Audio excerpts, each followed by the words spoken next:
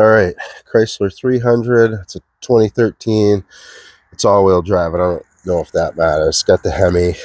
So this thing had an antifreeze leak, and it turns out that it's this expansion tank, which is pressurized. And there's two 10mm screws that hold the tank in, and then it lifts right out. This is just the overflow, but right here, it's cracked, and it was peeing out. So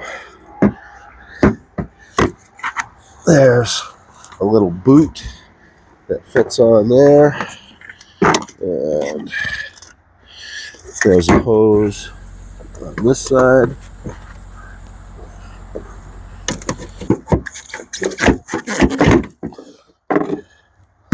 And that's it. The tank's out. Pretty much no fluid because it already leaked out in the old tank. And then,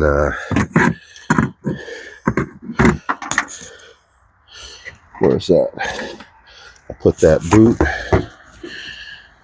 on this one.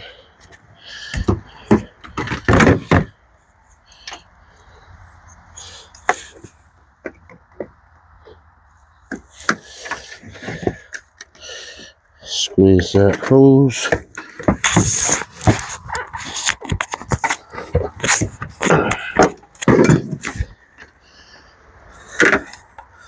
That goes back in there.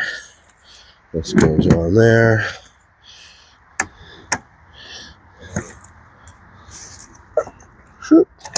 This goes on here. I don't need that zip tie.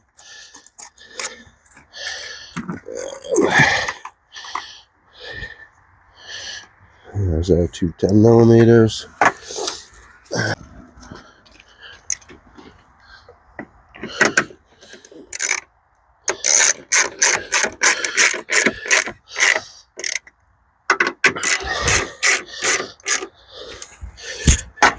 All right, I'll have to add a little bit of antifreeze, and we're back in business. That was easy.